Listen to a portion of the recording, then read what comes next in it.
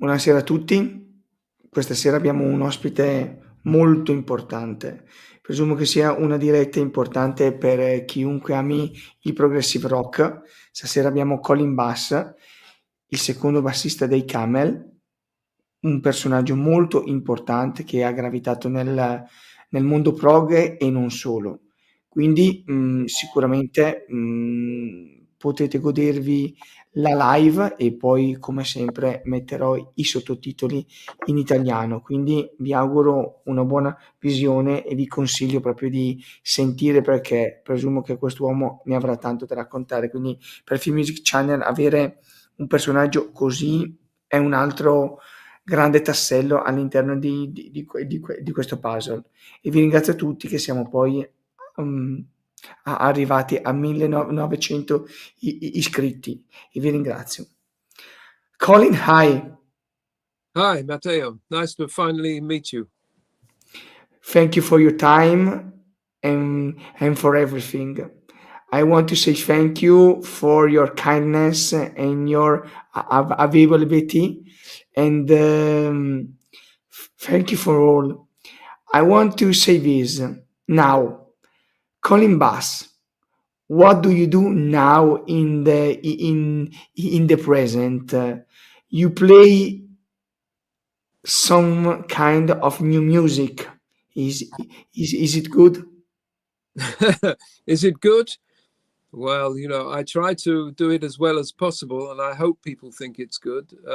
But you know, I have to think it's as good as I can do it. Yeah. But yeah, I'm making. There's a lot of projects going on at the moment. So I'm living out here in North Wales. Okay. So I'm in the countryside. I'm living just at the beginning of the mountains, and so I'm doing, of course, mostly remote work with people online. But I've been producing some local artists.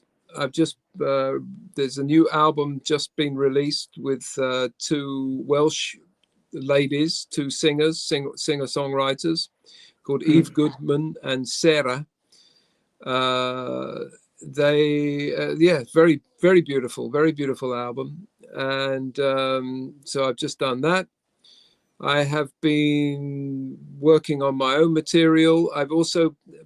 People often ask me to participate in their projects, if it's just maybe one track or two tracks or sometimes a whole album, but either playing bass or singing or both. And I'm just at the moment I'm working on a long progressive track with Anthony Kalugin, the keyboard player. He's from the Ukraine and he's living in Poland at the moment. And so I've been collaborating with him on his new album, playing bass and singing. And apparently also Richard Sinclair is going to be performing on it too. Oh. And he has a vision that we will both be singing together on one track. Not at the same time, but obviously long distance. That's how things are done these days. And I'm also working with Andy Latimer on various tracks, and also I've just been helping Andy set up his Bandcamp page, and he's helped him sort of put that together and organize it for him, so that he's been releasing some things he's had in the archives and has never released. And so we've been working on that. We're still working on that. There'll be more things coming out. And yeah, so, and I've recently done some work on an album by the Norwegian progressive rock band called Laughing Stock. Very good stuff. And I'm on that. I'm reciting a poem by Edgar Allan Poe, a famous Edgar Allan Poe poem called "Dream Within a Dream." And so Like the Alan Parsons Project, like the Alan Parsons Project. maybe. Yes, because the Uh, first album, Colin, was Tales of Mystery and Imagination, that one, yeah. 1976. It was the Yeah. first album of Alan Parsons Project, Did, and did yes, tell me.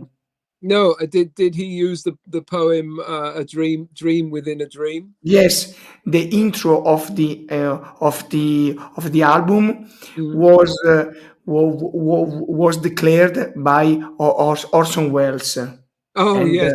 Okay. with his huge voice, Dream, and it is the intro of the album. And later, the second track was the Raven, and it It, is an album with the most important. yes. Take this Mm, kiss upon the brow, and in parting from you now, let me thus avow. They and are. it was a genius Poe, and it was a genius, and I think that in the music Poe was the major writer who gave to the musician some inspiration, and I think that it is very important for prog music, and I think Mhm. that. Yeah, of Sorry course. if sorry if I interrupt you. No, not at all. And you're busy, and you're busy. You're a busy musician. I'm a busy musician. I also have a little farm. I'm a farmer, and Okay. so and I like this combination. I like having my studio, and I like going out and putting on my Wellington boots and getting muddy and feeding animals. And this is a beautiful thing to do. It's Stay in contact with the nature. I think that Colin, it is very yes, good for the mind I and for think the so. heart.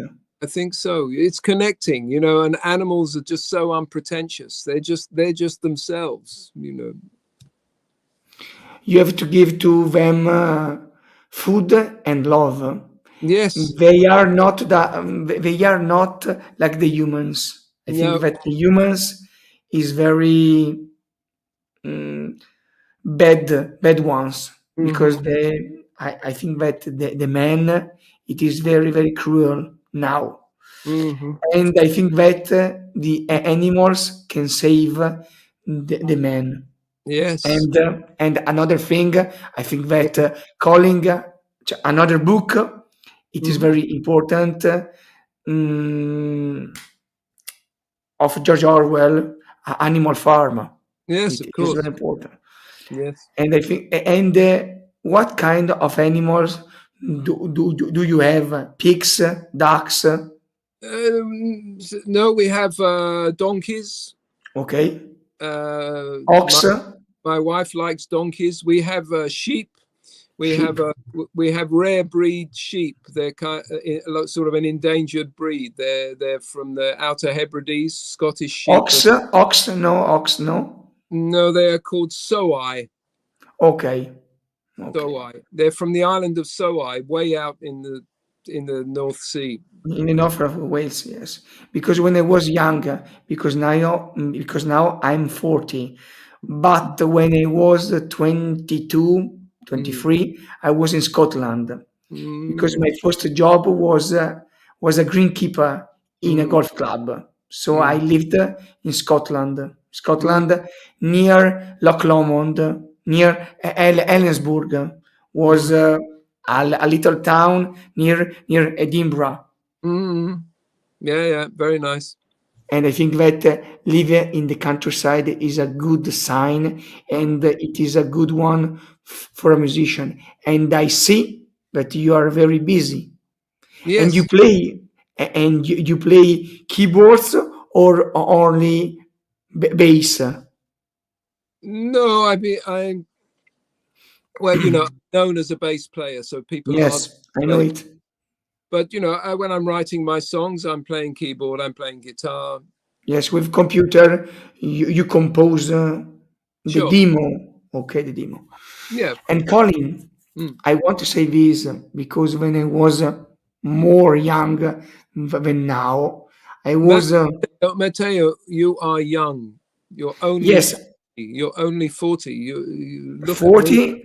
Look at me. I'm old. You yes, but I want to say this because every time when I heard draft from Nude, every time don't take me like a fragile man, but when I heard drafted, it makes me cry. It makes me cry because I think that it is a good melody, and I want to say this not to be mm, more romantic, but I want to explain my feelings when I heard the music because Mm, I am a musician too, not mm, professional, but I am a drummer and I mm, played in my town with so many bands.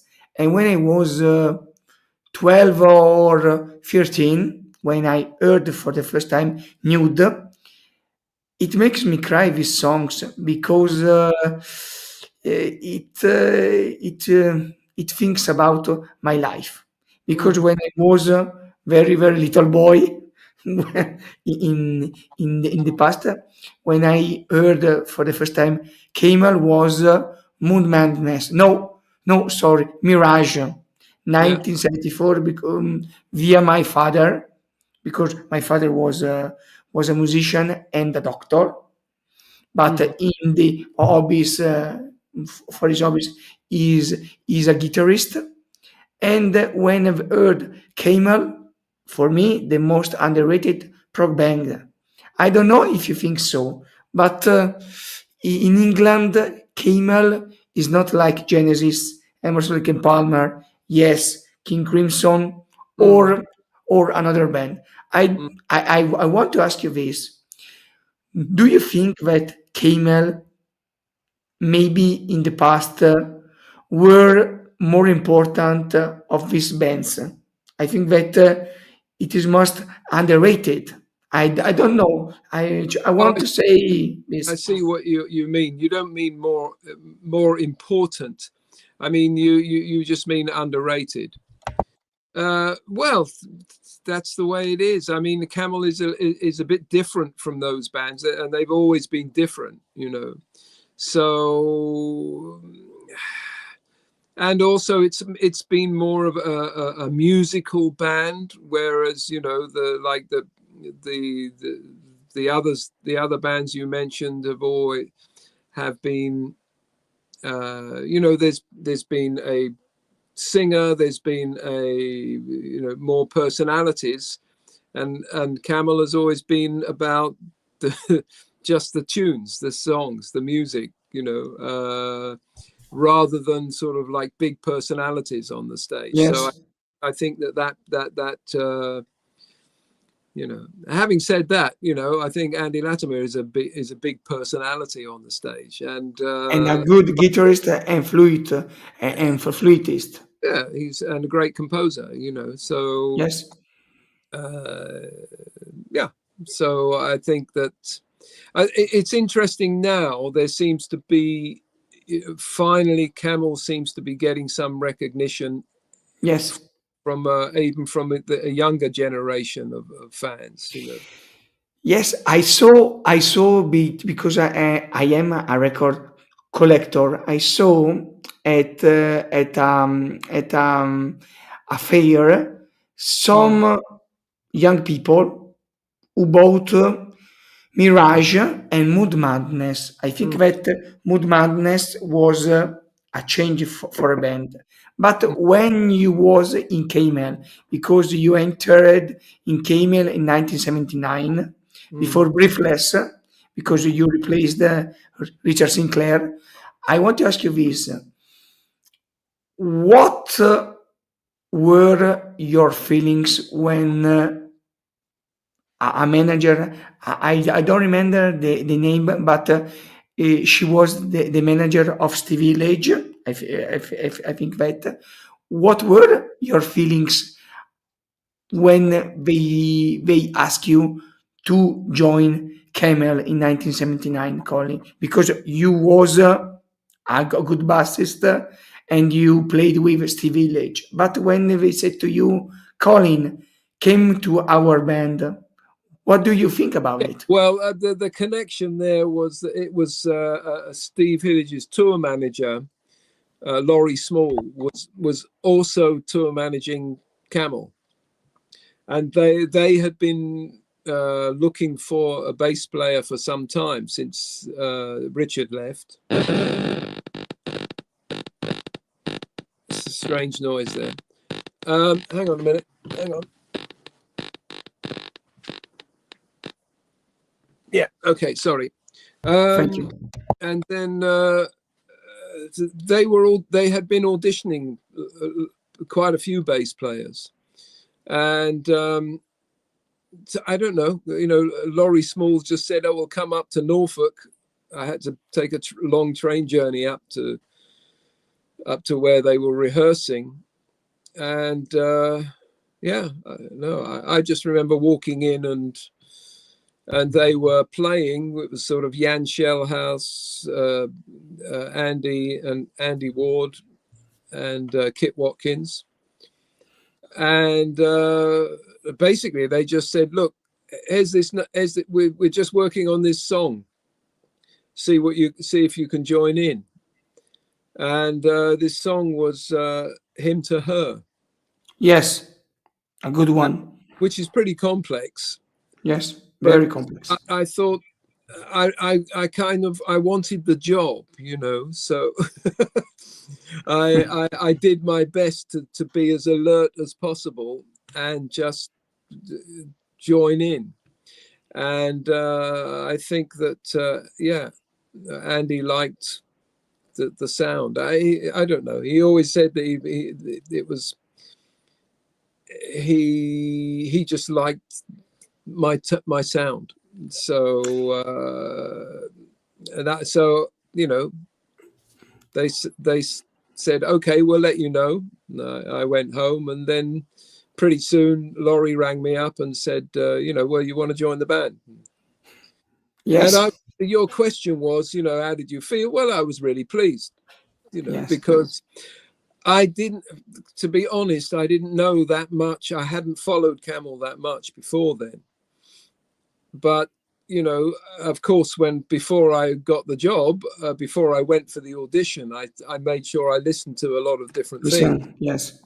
And then when I was listening to it and just playing along and getting a feel for what the style was, what they were doing, I thought, this is really great. I really enjoyed it. And I thought it was really, because what I liked about it, I think it was really English. Yes, the music of Camel. It was you say an important thing. It is very British, like Pink Floyd, and maybe another band like Soft Machine. They were very British. Yeah. And very different. I am a Genesis fan. Genesis or Yes or ELP was very different. They were with the vision of the USA, of the States. Camel in the States, I don't know, maybe the live Pressure Points was a jump for the States, but if you think about Breathless, Rain Dances, The Snow Goose are very British. And I want to ask you, when you join Camel in 1979, the other song, the old song, you have to learn, and what was or were, sorry, the most difficult song to learn in the old days? Maybe I don't know. Maybe the Moon Madness or Mirage songs. I don't know really. You know, I mean, they some songs are just really easy because they're not trying to be too complex. Some songs are like, you know, Airborne on Mirage, Yes. on Moon Oh, Madness. Moon Madness. This is, you have to learn this, and but my entry point, you know, like Him to Her, that's quite a tricky from the time signature point of view, especially in the solo. And but Odd I know to- I had yes, been odd meters. Sometimes yeah, odd meters. I was up for that because I've been playing with Steve Hillage, and there was a whole lot of odd meters in Steve's music. Sometimes in one song there was, you know, you would reach a point where 7/8 to 9/8, yes, and then 10. there's a stop, and then you silently count 19, and then there's another one, and it was Tricky, very tricky, very tricky. but that was a lot of fun. I enjoyed that challenge, and so yeah, it made me a better player, I think.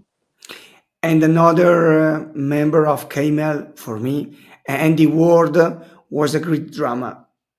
It is a pity, sorry, that I contact him, and his wife said to me that Andy was very pleased to this, but his mental health cannot do this thing. But when I was young and now, and the world, it is my drum hero. Mm. I don't want to spoil Phil Collins or Bill Bruford, but Andy Ward was very precise, very clean on the snare drum. Andy Ward, yes, another one, and Peter Barnes. But in 1979, he was out of Camel. Was out. Yeah. Then from then on, it was sort of Andy's band. But Yes, you know, Andy Ward. I mean, I really loved Andy's playing. You know, we were very good friends. We shared a flat together, and we had some very good times. Yeah. and I think that Peter Barnes, when he left Camel, he played some solo albums, and in 1984, it was in a supergroup of Alan Parsons, Mm. Kites, Keats, with Kids, yeah, Keats, after the poet. Kids, yes, Kids, with Dave Payton, if I don't remember, Yes, that's correct. and Colin. What about your beginnings when you was a kid? I'm sorry. I ask you as my guest this kind of answer. What is your first encounter with music when you Yeah, was a kid? I think so. yeah. When I was very young, I think I've always I think I've always seen the world through music. You know, and I used to listen to. There wasn't much music on the radio in those days. You know, hey, Matteo, I grew up in the 1950s. Yeah, and so There was the radio. there was the radio, and there was only like one program, and there was only one show a week that had pop music, you know. So it was very It was difficult. very difficult, yes. And But maybe on TV, one day my father brought home a record player that he'd bought secondhand from somebody, and turntable. and it had, yeah, turntable, like a, you know, the whole thing was a record player, you know. Like a furniture. Yeah, and it somebody had, whoever he bought it from gave him a pile of records with it, And there were all kinds of records. There was some country music, Slim Whitman. There was Mario Lanza. There was Classical music, classical music. folk music. It's a light opera. There was pop music of the time, and I used to listen to all that stuff. And to me it was all the same. I loved all of it. It's not like I like this kind of music. I liked the record that with Mendelssohn, and I liked Slim Whitman, the country singer. I liked it all, because I just liked to hear Everything. Yeah. And then my brother, I have an older brother, and he started bringing home things like, and I remember him bringing back a 78. These were 78, Yes. shellac records. And I remember him bringing back the shellac, brand new, of Elvis Presley, Heartbreak Hotel. And I think that Colin, that song of Elvis Presley was for every musician the point of everything. Yeah, I think that. Yeah, and in your case, your generation. Yeah, and that guitar solo by Scotty Moore. Yes. The sound and that. And of course, as you find out later, that was recorded in Sun Studios and in Nashville, and and it had a sound to it, and there was a kind of a deep bass. It was Bill Black that played the double bass, And yes. It was true, and that was a revelation, that I played that record over and over and over and over. And if you think about it, this kind of music and these songs are made in one take without overdubs. One take and go, because DJ Fontana. And probably one microphone. No, maybe two, maybe RCA or Newman, but in one take. And DJ Fontana was he is drummer, was a That's correct. Yeah, was a very good one. And I think that this kind of music later in the 80s prepare some kind of bands like Stray Cats. Stray Cats are the copy of Elvis Presley. Yeah. Brian Seltzer, it is the copy of Elvis Presley. If you think about it. Well, in London or in Britain in the 70s, just before I joined Steve Hillage, I was playing in a band called Clancy, and we were playing in the pubs in the time of pub rock. Pub rock, like a Squeeze band. Yeah.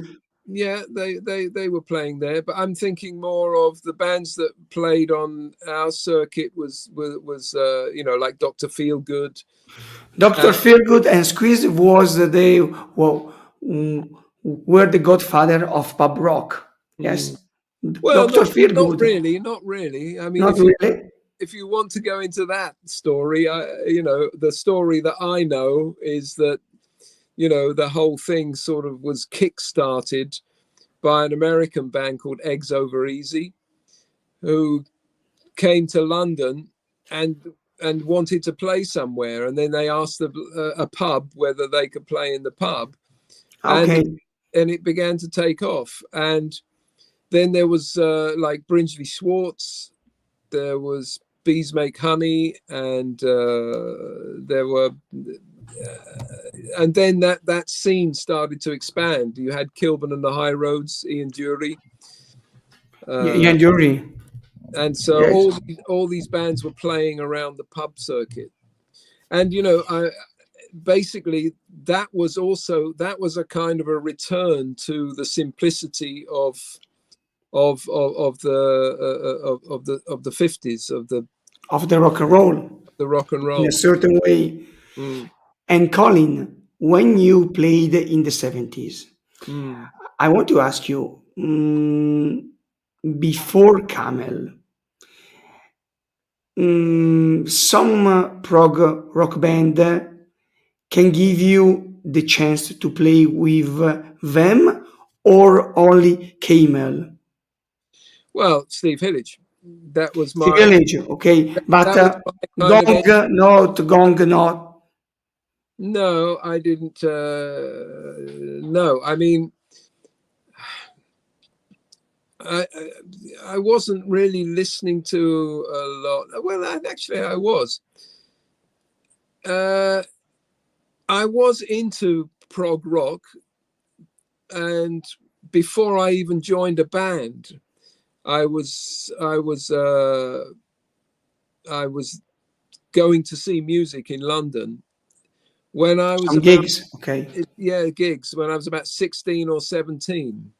And I looked really young, so I couldn't really, a lot of clubs I couldn't really get into. But I used to go to the Marquee Ronnie Club. Scott. And Ronnie, I couldn't afford Ronnie Scott's. Okay. I could go to the Marquee. And so I used to go to the Marquee, and it must have been 1969, I think.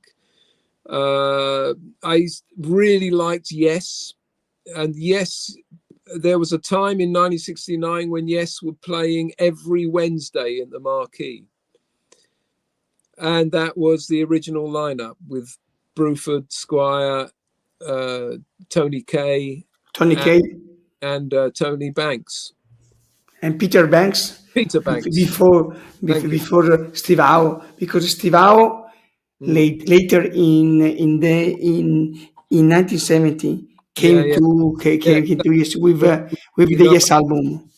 And I used to go and watch Yes nearly every week. I loved that early lineup, and I really liked that they had great vocal harmonies, and they had John Anderson. And so I really enjoyed that. But I used to go there so I was seeing a variety of things, like Rory Gallagher. I used to go see quite regular, and Taste, his band Taste. This is very important. And other bands like Van der Graaf Generator. Yeah, I saw Van der Graaf Generator. Yeah, Procol Harum.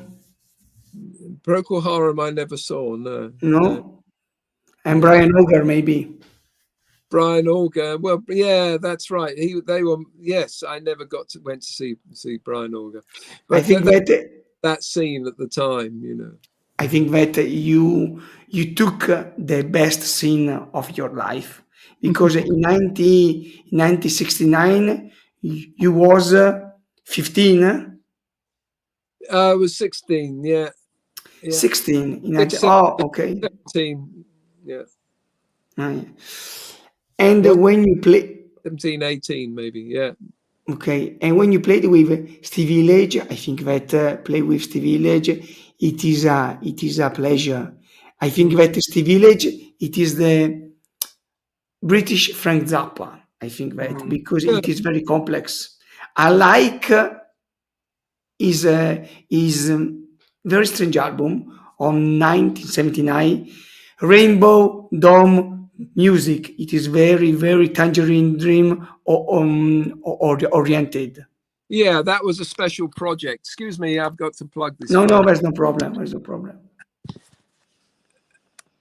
Okay. You played Colin in the tour of L album. Okay. Yes, on the tour. Yeah. I learned a lot. I learned a lot from Steve, and that was very useful. And later, when you finished the tour with Steve Hillage, maybe Steve asked you to play in Green Album or not? No, he wanted to downsize and do something new. So, I mean, that to be honest, that L band was really just put together very quickly. Okay. Because the L album was surprise success. You know, they didn't expect it to get into the album charts in Britain, and it did. And yeah, so they had to put a band together quickly, you know. And I think the manager of Steve's manager knew that that my band Clancy had just split up, and he liked that band, and just rang me up one day and said, "Look, Steve's looking for a bass player. Go along with him. Go to this address and take your bass and go and have a jam with him." You know, so I just went to wherever Steve was living at the time. Very quickly. He made me a cup of tea, and we sat down and just improvised for about an hour, and then he said, "Yeah, great, okay, you can start next week. You know, here, go and learn this." You know, so very, very easy.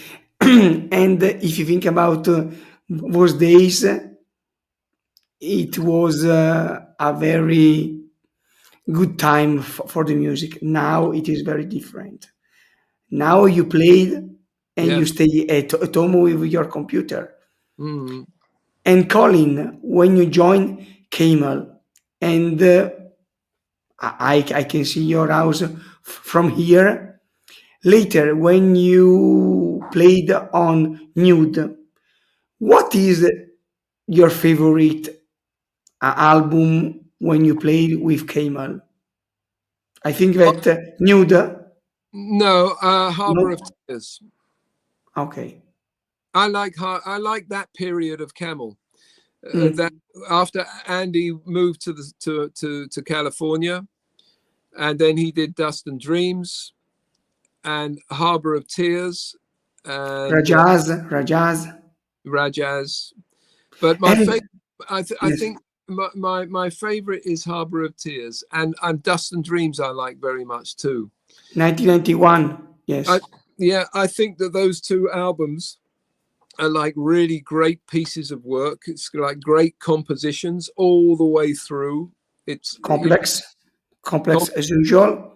It's telling a story. It's a concept, It's a and concept. Yes. there's some wonderful compositions on that. And And I really enjoyed playing that live. You know, that's a challenge, but it was really good. You know. and in the album later, Nude, Single Factor, A Stationary Traveler. Why? I uh, wasn't there. okay. Why? There was some kind of, you know, when at the end of the tour for the Nude album, Mm? when Andy Ward was Ill. he was ill, he was sick, he was having some problems, and I think Andy Latimer was just so upset by the whole thing. He just, you know, he didn't want to carry on. He had to make a break, you know. Split up. Yeah, so the band split up, and funnily enough, at the end of that tour, I got off the bus in Paris, and I lived in Paris for about 6 months, and I was playing with some friends there, and just seeing if I could what I could do in Paris, and which was a lot of fun, and. So, and then Andy went back and he had to do another album for Decca, and that was the Single Factor. So I think he needed a fresh air, some fresh air, a fresh new flow, and some new, different yes, input, because towards the end of the tour, it got very sad. upset. Yeah, I think so. very sad. Upset. And in Pressure Points, you return and you played bass. And inside this double album, there was Chris Rainbow. Chris Rainbow was a good singer. Yeah. I think that Chris Rainbow or maybe Colin Blunstone was of the Alan Parsons project. Mm-hmm. Pressure Points. What I think that it is a good live album. Do you it's think? good. I mean, I hadn't spoken to Andy for a while, you know, and he just rang me up and asked me if I wanted to do the tour, and so I said, of course, yeah, why not? And so we did, yeah. So I did that tour. It was fun. I liked. I really liked Chris, actually. Chris Rainbow. Chris Rainbow He was was a a good singer, yeah, and Scottish yeah, man, and he was Scottish. also a very amusing character. You know, he was full of good stories. Funny. I think that it was very, very, very funny, very good man. Yeah, yeah, yeah. And Colin now, mm, do I don't want to say this, but with Camel, something comes out or not with you? Uh, you mean in the future? Yes, in the future, or maybe in the near future. That I can't say. This is up to Andy. I mean, Okay. the as I said, I'm working with Andy, helping him get out some of his stuff, you know, because he has a lot of unreleased material, and so I'm helping him do that. You know, because he hasn't been well, really. You know, he's had 2 operations on his spine. Yes, I know that. I know that he was very ill. Yeah. So, I mean, you know about the tour that was cancelled in 2020. Yes, I read on Prog magazine. Yeah, yeah, yeah. It was cancelled at the last minute. You know, Yes, we'd already been rehearsing at Real World Studios. Peter Uh, Gabriel. yeah, at the beginning of the year, in January 23, and we'd been rehearsing, and that was me, Andy, Denny Clement, and Peter Jones. And it was sounding great. You know, it was sounding really, really good. But I think, you know, Andy was then having a bit of a problem with kind of walking. He was very slow, and I said, "Are you okay?" You know, and you're going to be all right. And he said, "Yeah, yeah, yeah, yeah, I'll be all right." So then in April, we were due to do another week's rehearsal and then fly off to Japan for the beginning of the tour. And about, I don't know, the week before the rehearsal, you know, Susan Hoover then, you know, had to contact everybody and say, look, I'm really, really, really, really sorry, but we're going to have to cancel the tour because Andy can't walk. He couldn't walk. And he had to go in for an operation like immediately. So To the spine. yeah, but well, he had you know, severe spinal stenosis. You know, Okay. So the stenosis, okay. So the it's blood can flow in the right way. yeah, and it's caused by sort of vertebrae being slightly misaligned, and Painful. I think that it is it's very painful. painful. It's very painful. Yeah, yeah. Very So painful. he's been going through a lot of pain management, and he's well, yeah. So yeah, I admire the way he's always been able to bounce back. So I'm hoping that you know, it will, something will happen again. I know he wants to. He really just loves to play live, you know.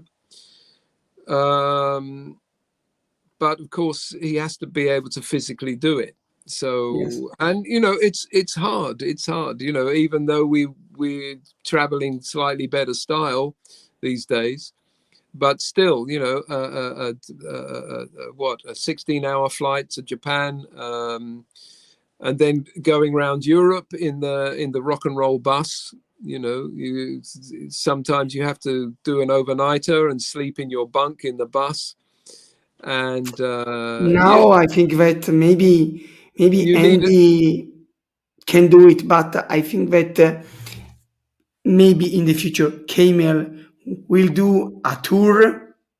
I hope so, but I cannot say. Yeah, yes, but maybe not so much dates, maybe 10 dates, and come to to Italy. Come to Italy. Yeah. Come to Italy and played because I want to say this in my town in Italy. There's so much fans of Camel. Mm. Camel, I think that it is the elite of prog rock because it is very easy, Colin, to talk about prog. If you talk about with an ordinary man who listen prog, maybe he say to you Genesis, King Crimson, yes, Soft Machine, Van der Graaf. But it is very few people can talk about Camel. Me, primarily me, I can speak about Camel because my father in the 70s in my city, there was few young people who knows about Camel. My father listened for the first time Camel Mirage. It was 1974. My uncle, his brother, returned to my grandma's house, and he said to my father, listen this new band, because my father in the 70s was a great fan of Genesis, King Crimson, and so much for the Van der Graaf. When he heard for the first time Camel, something changed, because he said to me now, because my father it is 73, because he was born in 1952, and now Camel every time he listen, not so much like Pink Floyd or like Genesis, but Camel in the house of my parents. Always, if you came, you can see. You can heard a song within a song. And Camel, it is an elite, and you play.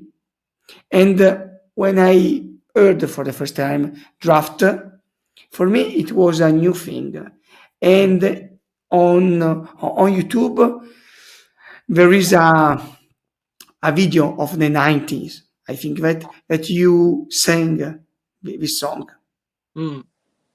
It is very moved to tears. I don't know why Draft, but Draft it is an important thing because I read the book of this Japanese soldier, and it was a hero. It was a hero. It was a hero. Very funny. I mean, talking about your father, and give my regards to your father, please.